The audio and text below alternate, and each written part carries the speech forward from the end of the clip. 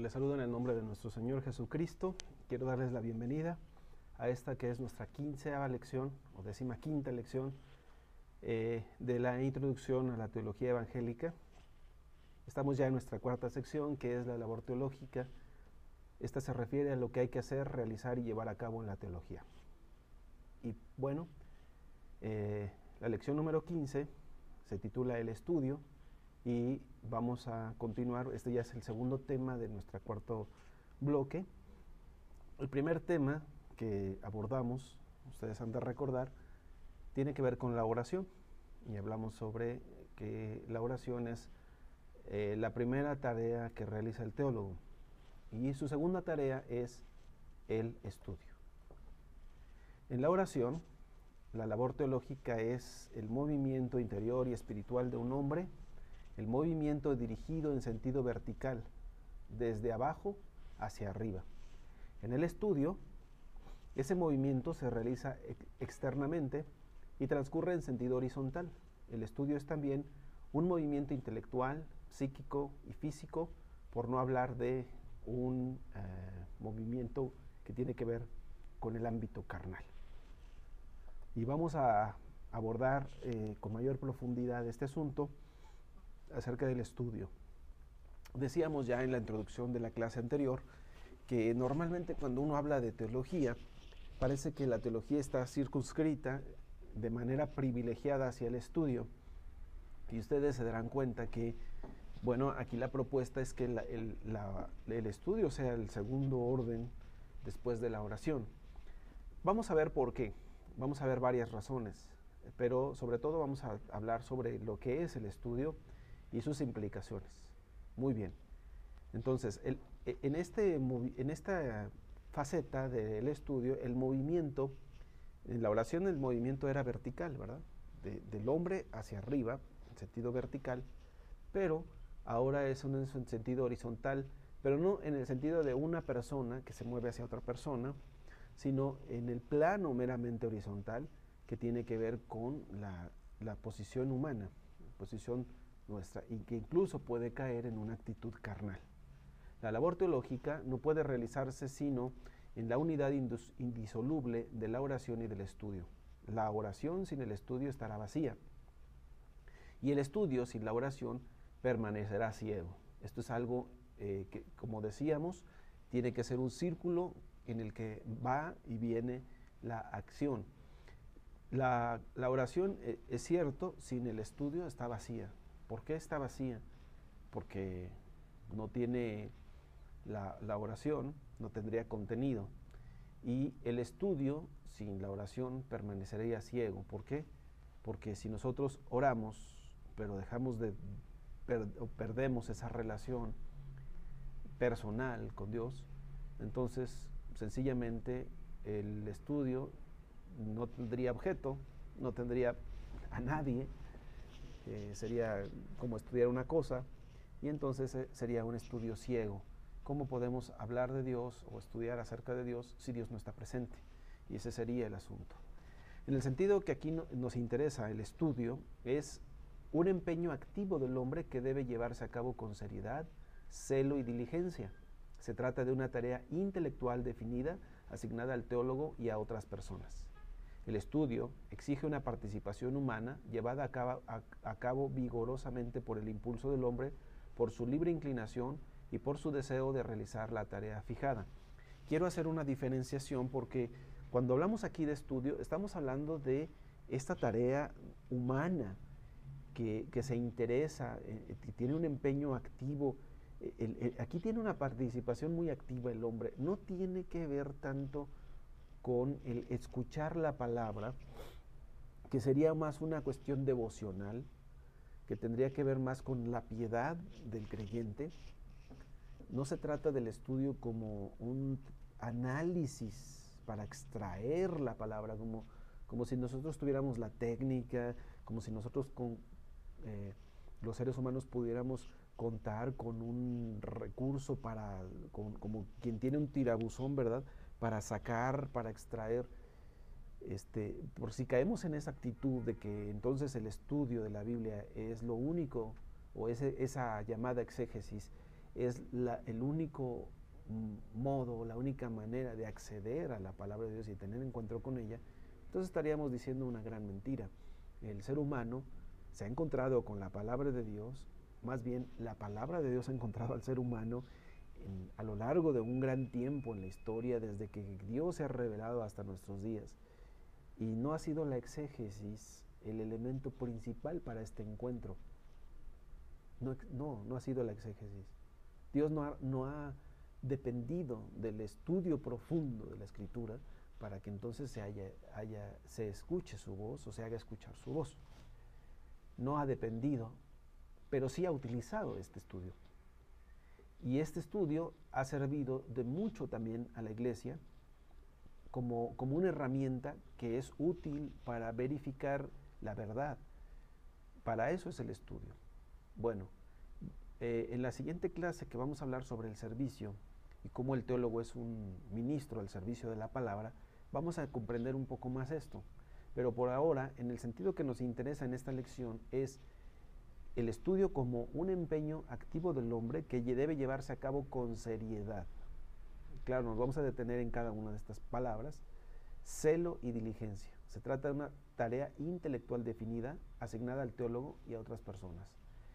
Ser teólogo en este sentido es pues comprendido como un ministerio entre muchos otros ministerios.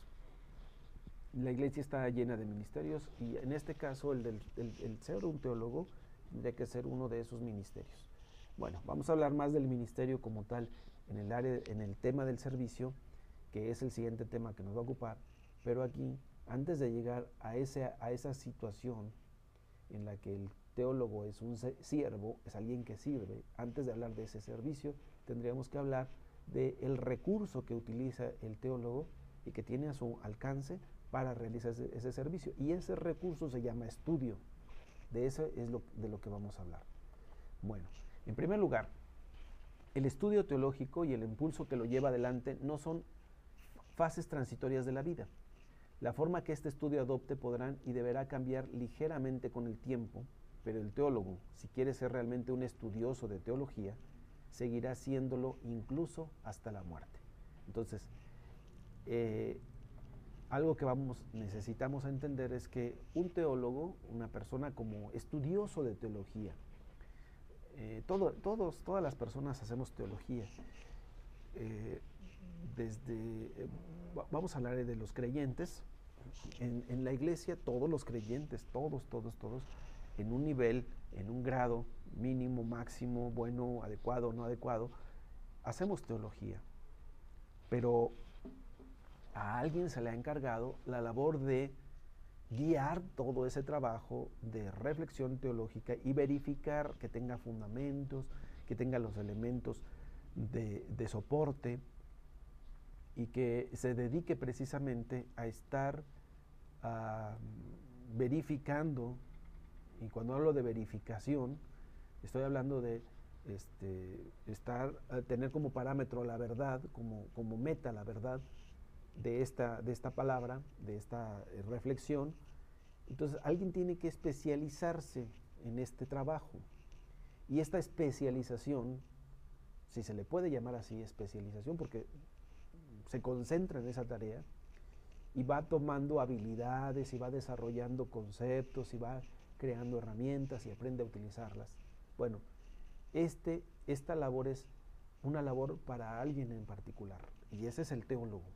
Ahora, el teólogo no puede pensar en que él es teólogo ahora y después será otra cosa, como si sea un paso en su caminar, como si en todo un trayecto el teólogo encontrara que ser teología o que ser teólogo es una de sus facetas, pero que después deja de serlo. No.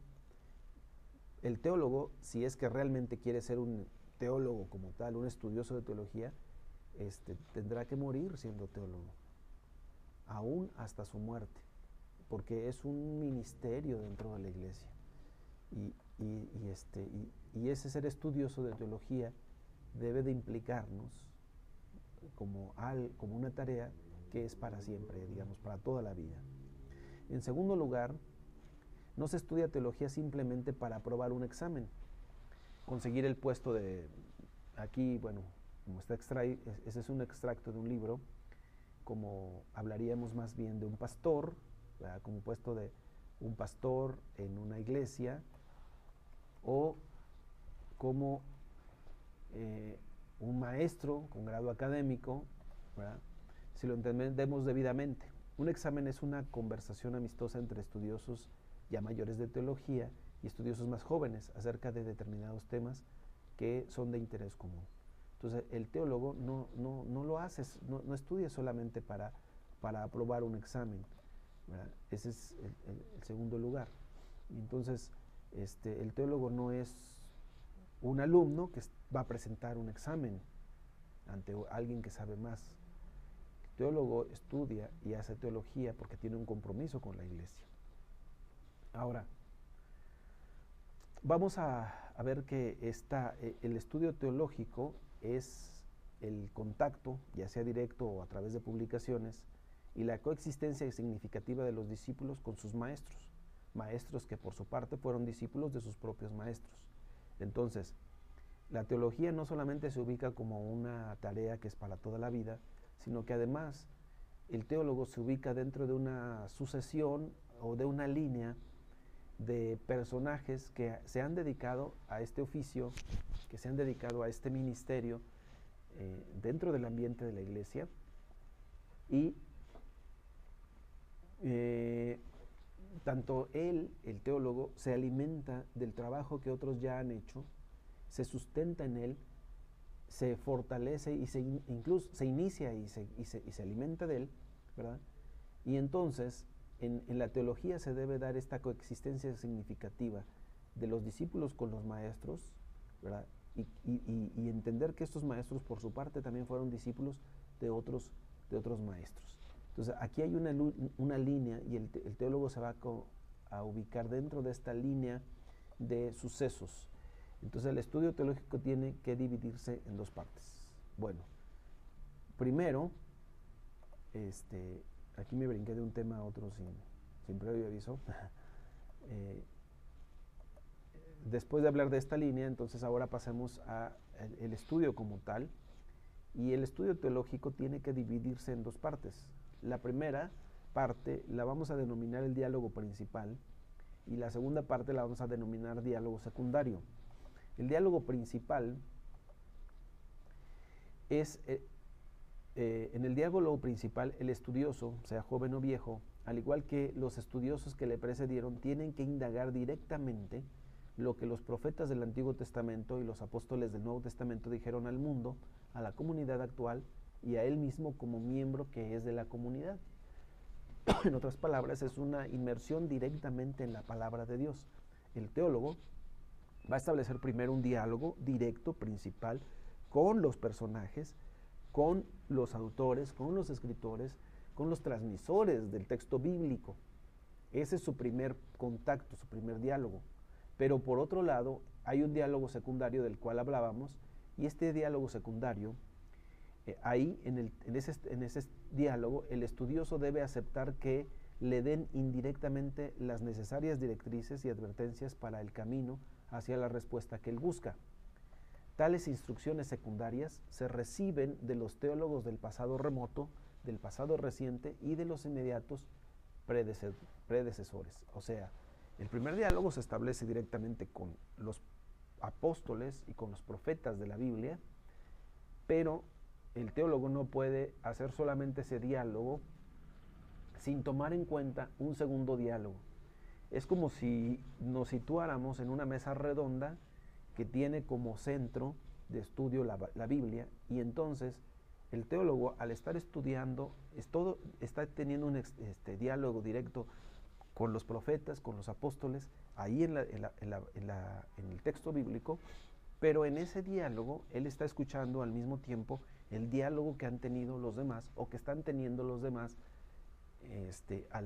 con la palabra. Entonces, su comprensión y su conocimiento, su estudio, no solamente se basa en estar interactuando con el personaje bíblico, preguntándole y encontrando respuestas, sino también tiene que estar escuchando a sus compañeros teólogos y escuchar sus preguntas y sus respuestas, y también, ¿por qué no?, de vez en cuando voltear hacia ellos y hacerle pregunta a ellos, para que entonces su comprensión, su estudio, se realice de una manera profunda, seria, consensuada y verificada. Muy bien, estos son los dos diálogos que se establecen. Ahora, nadie debe imaginarse a sí mismo tan inspirado que sea capaz de mantener por sí mismo, con sus propias fuerzas, el diálogo con las fuentes primarias, dispensándose de mantener el diálogo secundario con los padres y hermanos de la Iglesia. En este sentido, repetimos lo que habíamos dicho antes. Yo, teólogo, para mi estudio, tengo que tener en cuenta esto. Voy a poner la palabra de Dios como centro. Ese es mi diálogo principal. Nada puede ocupar ese lugar. Nadie puede ocupar ese lugar. Y es cierto, muchos estudiantes de teología dejan de leer la Biblia y dejan de estudiar la Biblia y estudian más bien a otros autores y escuchan más lo que dicen otros autores. Dejan de tener ese diálogo primario, dejan de tener ese diálogo principal. La actitud correcta para hacer teología y para hacer un estudio serio y profundo de la palabra de Dios, para tener ese encuentro con la palabra, mediante el estudio, el teólogo tiene que mantener estos dos diálogos de manera sincrónica.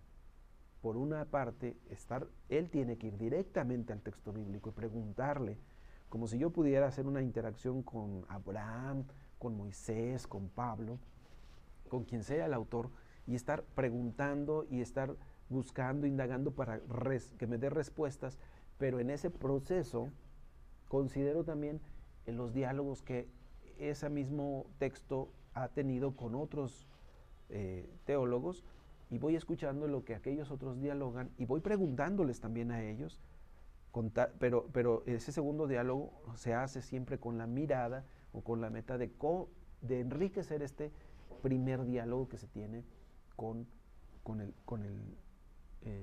texto directamente. Ahora, ¿por qué se hace esto? Primero, porque yo no soy tan completo, nadie es tan completo como para pensar que es capaz por sí mismo y por sí solo de llegar a establecer ese diálogo de manera amplia por sus propias fuerzas.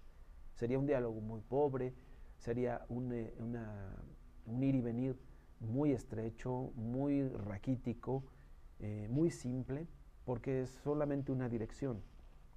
En cambio, cuando yo contemplo diversas direcciones, diversas participaciones, el diálogo se hace más fructífero, se hace más amplio, se hace más enriquecido, y de esa manera, se llega a un conocimiento más profundo, más amplio en la consideración de los otros diálogos. Entonces nadie debe imaginarse que por sí mismo puede hacerlo. El servicio especial que la teología presta a la palabra de Dios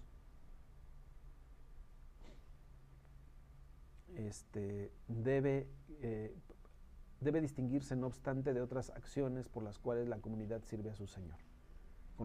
Con respecto a la predicación, la enseñanza y la labor pastoral, que no son al menos directamente incumbencia suya, la teología debe plantear la cuestión acerca de la verdad, y esta verdad no la tiene el teólogo por sí mismo, tiene que atender a los diversos diálogos para llegar a esa verdad. Muy bien. Ahora vamos a ver los campos y los ámbitos del estudio teológico. ¿Cuáles son estas? Las denominadas asignaturas o disciplinas de la investigación teológica. ¿Cuáles son esos campos? Vamos a ver que son 4 campos básicamente. El primer campo o la primera disciplina es evidentemente la de la exégesis bíblica, leer y explicar los textos bíblicos. Se le llama también teología bíblica. El primer campo o ámbito de estudio teológico es la exégesis bíblica. El teólogo, decíamos, en su primer contacto, su primer diálogo es directamente con el texto bíblico. Y esa es la primera disciplina que el teólogo debe de conocer, o se puede llamar, o se puede decir, dominar, si quiere ser teólogo. Entonces, si usted pretende profundizar en el campo teológico, primero tiene que trabajar las ciencias bíblicas y saberlas, conocerlas, y debe aprender a aplicarlas. Esa es su primera disciplina, la exégesis bíblica. tiene que aprender a leer y explicar los textos bíblicos. Muy bien, ahora, hay dos presuposiciones en la exégesis. La primera, ¿verdad?, es que para leer el texto bíblico, para explicar el texto bíblico, necesito métodos, necesito maneras de acercarme al texto. Y voy a recordarlo así: la palabra exégesis significa extraer. Tengo que sacar del texto la información, el contenido. En otras palabras, tengo que aprender a escuchar y tengo que aprender a dejar que el texto me hable. Y para eso se hace la exégesis. ¿Cómo sé que está hablando el texto y no que yo estoy hablando y utilizando el texto como un pretexto? Esa es la primera pregunta que se debe hacer uno cuando va a estudiar la Biblia. ¿Cómo sé yo que estoy respetando la palabra de Dios y dejando que Dios hable por medio de ese texto? O simplemente yo quiero decir algo y para poderlo decir y para poderlo confirmar o para poderlo sustentar, utilizo como pretexto la palabra de Dios. Entonces, para eso me sirve la metodología. Los métodos histórico-críticos precisamente tienen que ver con esa función de liberarme a mí de decir algo que el texto no dice y ayudarme a mí a esclarecer mejor el texto de tal forma que yo pueda diferenciar entre lo que yo pienso y creo y entre lo que el texto posiblemente me quiere decir. Ahora, se llaman histórico-críticos los métodos porque se concentran en revisar la historia del texto y cómo se formó, y es crítico porque se basa en preguntas. Es decir, para que yo pueda hacer un conocimiento profundo y para que se pueda hacer un conocimiento amplio, necesito estar haciendo preguntas constantemente al texto, ¿verdad? Y en la medida en que voy respondiendo esas preguntas o que mi metodología me permite arribar a respuestas ante esas preguntas, entonces yo puedo ir conociendo más el texto y su contenido. Bueno, entonces esa es la primera presuposición, que yo debo acercarme al texto indagando su historia, preguntándome acerca de cómo se compuso, de cómo llegó a ser lo que es, de cómo llegó a esa forma final en la que tiene. Y es crítico porque se basa en estar haciendo una serie de preguntas y dejar que el texto hable, no hablar yo. Ahora, y la otra presuposición es que el texto bíblico no es meramente un producto de la historia como tal y que, bueno, voy a decirlo así. Una presuposición, la primera presuposición que nosotros estamos viendo a través del método histórico crítico, indica que para comprender el texto bíblico uno tendría que de alguna manera reconstruir el escenario histórico en el que ese texto se produjo. Entonces, si yo sitúo el texto en medio de su escenario histórico, de ese escenario en el que fue creado, entonces voy a comprender mejor lo que el texto dice, porque lo estoy viendo dentro de su escenario histórico. Pero hay un problema, que reconstruir ese escenario histórico completamente no es algo que se pueda realizar.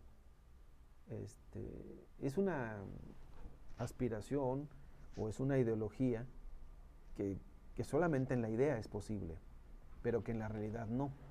En la realidad, el texto bíblico difícilmente podríamos reconstruir su escenario histórico.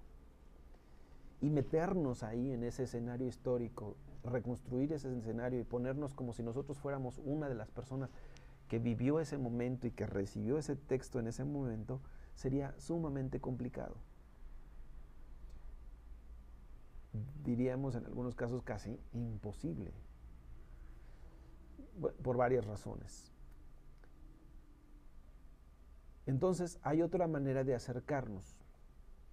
La primera manera, la primera presuposición es ver el texto a través del tiempo, ¿verdad? Cómo ha sido su formación, Entonces, a través del tiempo se llama diacrónicamente. Día, a través, crónica o cronológicamente del tiempo. Diacrónicamente.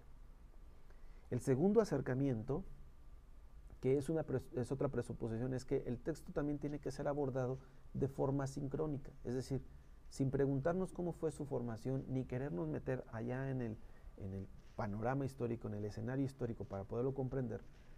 Hay una manera de acercarse al texto y de escuchar lo que el texto tiene que decirnos, y es un abordaje sincrónico, es decir, ver el texto como la totalidad, como un producto terminado, y yo lo voy a observar desde aquí y no voy a cuestionar su historia ni su pasado, sino voy a tratar de extraer de este presente todo lo que tiene y que puede decirme. Para eso necesito aprender el sentido que producen las estructuras que el texto tiene. Necesito aprender o comprender, sobre todo esto, la palabra sentido, porque las estructuras producen un sentido. Los contenidos de un texto, el contenido simbólico, produce un sentido.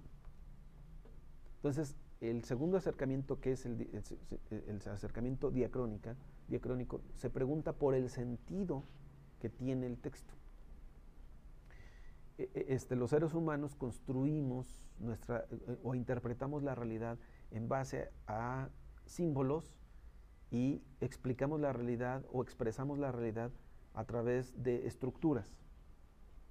Si uno ve, por ejemplo, la estructura de un edificio, su estructura tiene un sentido. Por ejemplo, ¿qué estructura se utiliza para una iglesia? ¿Qué estructura se utiliza para un edificio de oficinas? ¿Qué estructura se utiliza para un mercado? Ahora, las estructuras tienen un sentido, producen un sentido. Entonces, si yo veo una construcción que tiene bodegas, almacenes, etcétera, etcétera, y quiero poner ahí una iglesia, voy a sentir que es incongruente, porque para que una iglesia exista necesita tener una estructura adecuada, específica, que refleja lo que es. Entonces, estas estructuras, los textos también tienen estructuras, y las estructuraciones de los textos y los contenidos simbólicos que tienen producen sentido. Entonces, esa estructuración, esa simbolización o significación que produce sentido, es una manera de abordar el texto. Entonces, si yo quiero conocer el mensaje bíblico y hacer un estudio profundo, necesito tener estos dos abordajes, y estas son las dos presuposiciones de la teología de la exégesis bíblica, que necesitamos acercarnos al texto de manera sincrónica y también de manera diacrónica y también de manera sincrónica. Ahora, la segunda tarea del teólogo se ocupa en particular de lo que hemos denominado el diálogo secundario.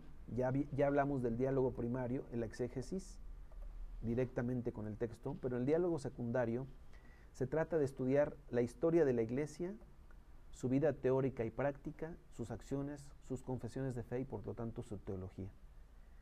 Cuando nosotros escuchamos, por ejemplo, si yo quiero interpretar los textos del apóstol Pablo, de Pedro, algo saludable es recurrir a los textos que dejaron escritos los personajes del primer siglo, que fueron líderes en la Iglesia después de que murieron los apóstoles.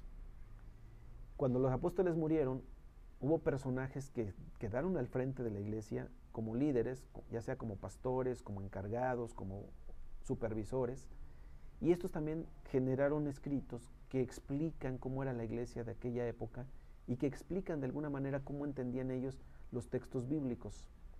Bueno, a ellos puedo escuchar, también puedo escuchar los credos, puedo investigar en los credos cómo se interpretó la Biblia, cómo se interpretaron los textos bíblicos, y también puedo leer a otros personajes, a otros teólogos que han escrito ya y que han hecho sus comentarios acerca del texto bíblico.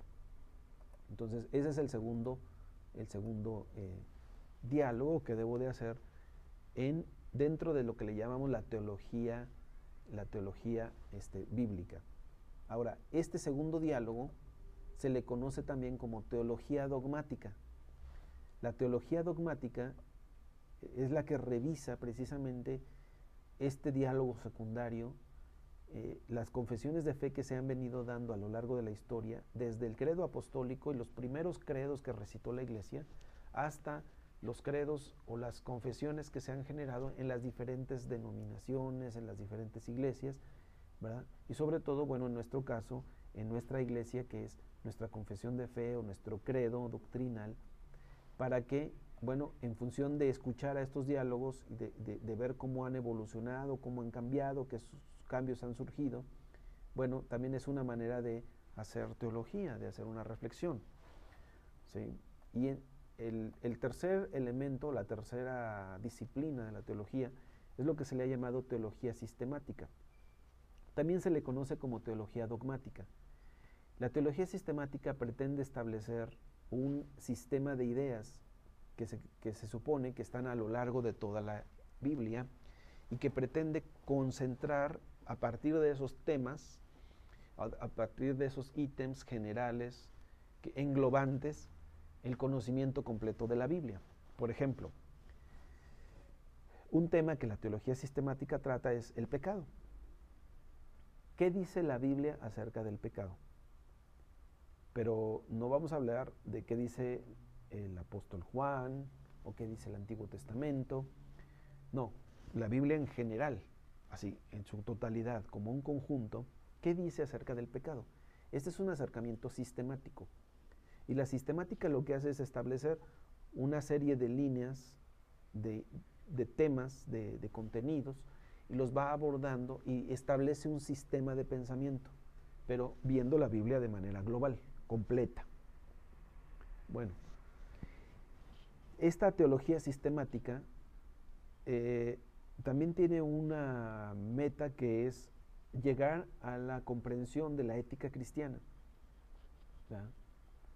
Bueno, la teología sistemática tiene un problema, y es que el problema de la teología sistemática es que en algunos casos las obras de los teólogos sistemáticos pretenden, al hacer este englobamiento de los temas, parece que pretenden cerrar el estudio o se expresan como si esto es ya la última palabra acerca de este tema, y tienden a clausurar el estudio, tienden a clausurar, es decir, si esto es todo lo que se puede decir acerca de este tema, pues ya nada más se puede decir y ya nada más se podría investigar, y ese es un riesgo que se corre al hacer teología sistemática.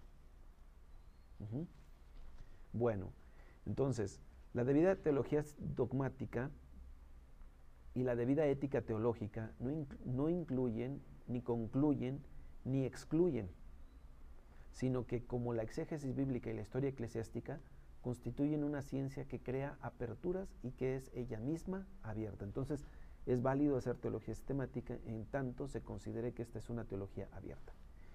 La teología dogmática y la ética teológica no pueden ser debidas ni apropiadas en el sentido de que pudieran considerarse e interpretar la palabra de Dios con arreglo a los criterios ofrecidos por una filosofía adoptada por la mayoría de las personas en un tiempo determinado, ni por ciertos deseos, exigencias y postulados que las autoridades eclesiásticas pueden proclamar como válidos. Este es un problema o un error que ha cometido la teología dogmática, una vez que se han establecido los dogmas.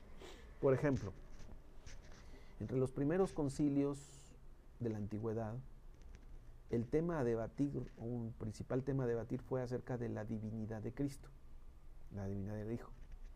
Cuando se definió la divinidad de Cristo, o más bien, cuál es la condición o la esencia del Hijo en referencia con el Padre, se llegó a la conclusión de que que el Hijo es Dios, igual que el Padre, pero que es una persona de la divinidad.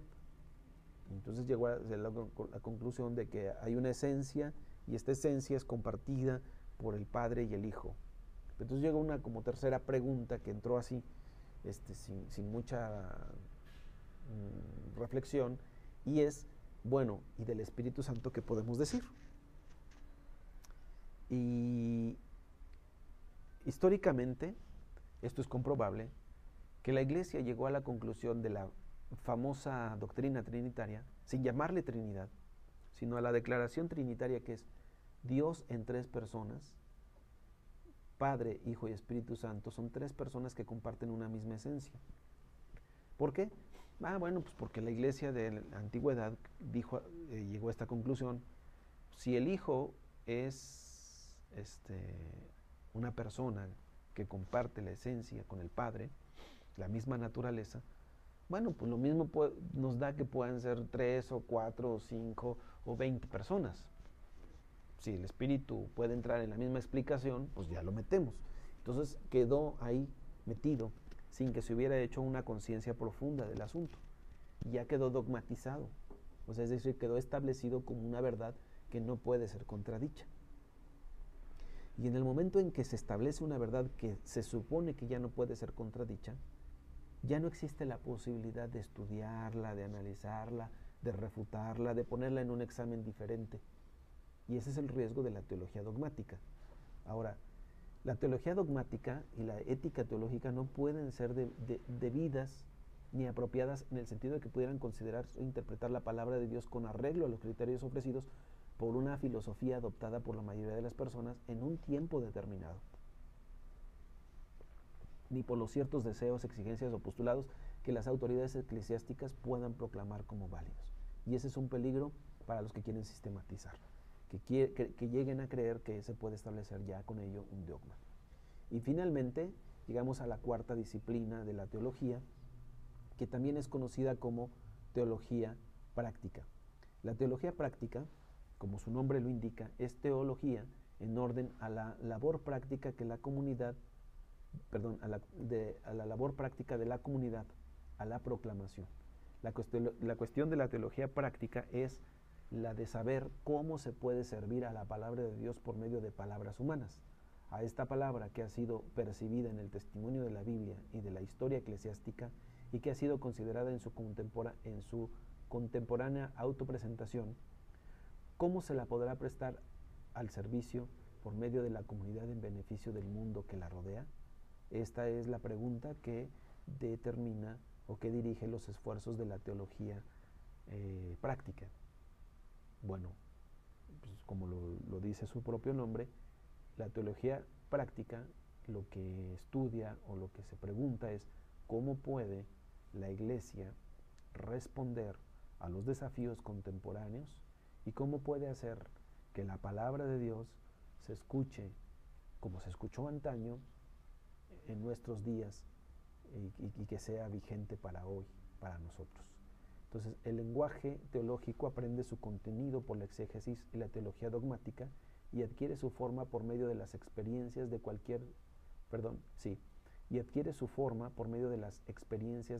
psicología, sociología o lingüística que le sean más fiables en un momento dado. En otras palabras, como decíamos, la teología práctica es cómo expresamos la palabra de Dios en palabra de hombres.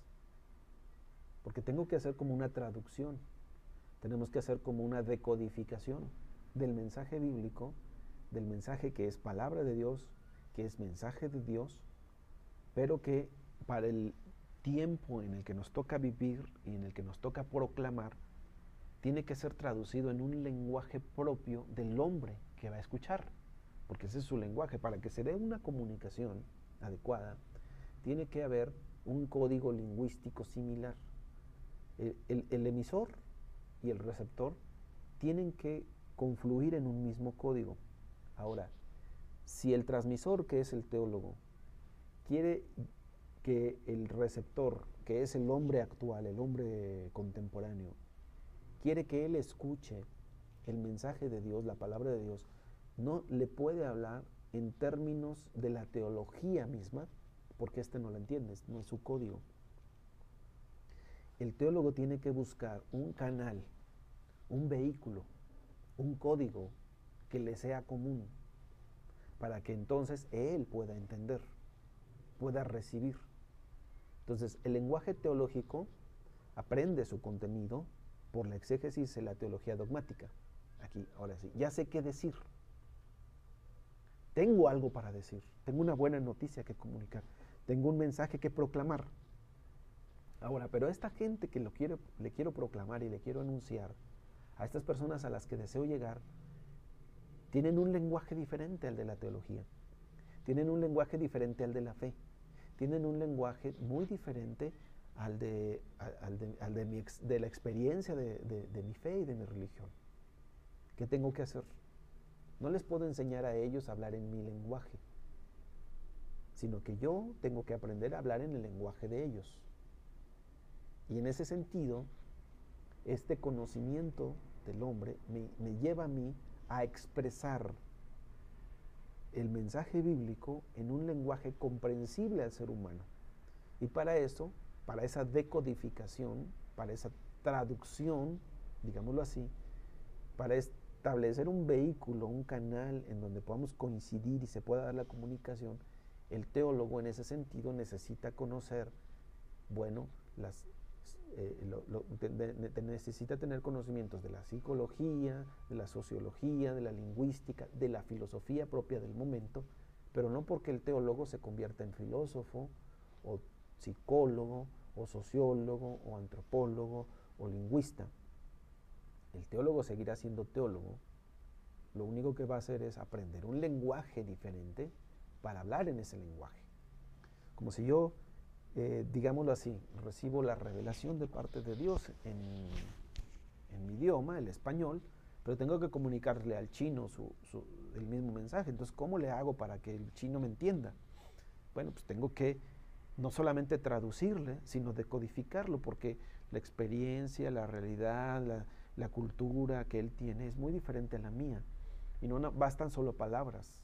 Tengo que meterme yo, estar inmerso en su condición, en su situación, para entender cómo vive él y cuáles son sus experiencias. Y entonces ahí explicarle, expresarle esta fe que se entiende, que busca ser entendida. Esa es la teología. La teología es la fe que trata de ser entendida, que trata de ser razonada y que trata de ser explicada. Y para hacer eso necesito hacer una traducción, una decodificación, buscar que los códigos lingüísticos, los códigos de comunicación estén en la misma dimensión para que pueda haber comunicación. Digámoslo así. Esa es la labor hermenéutica.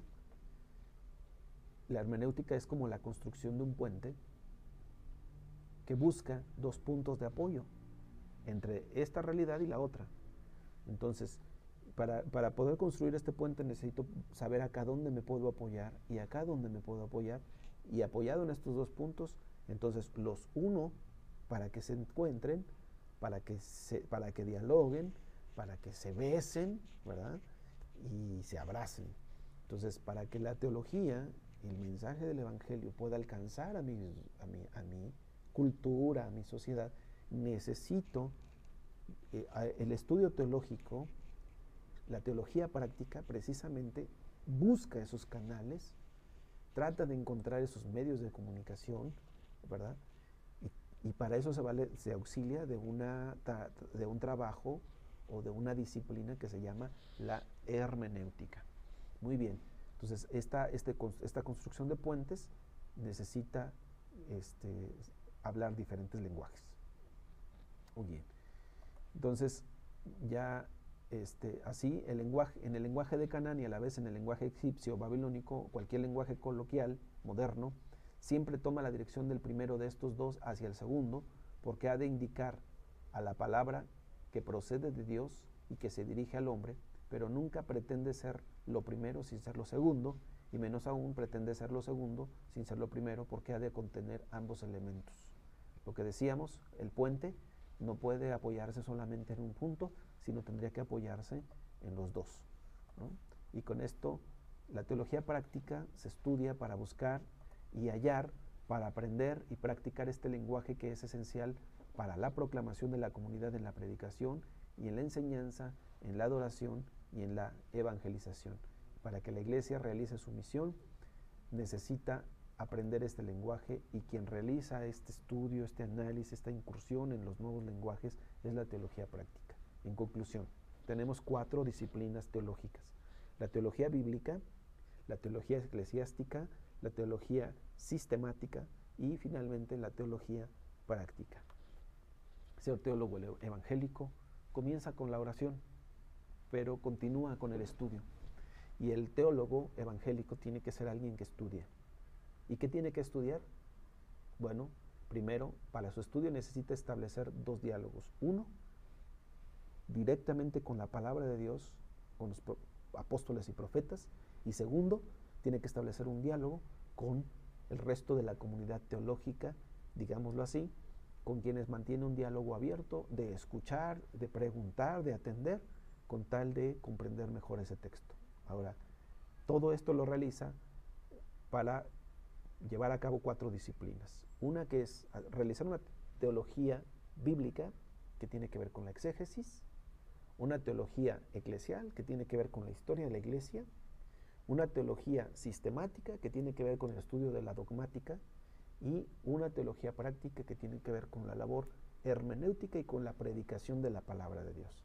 Para que esto suceda, el teólogo tiene que estudiar. Pero recuerde, antes de estudiar, debe orar. Que Dios lo bendiga.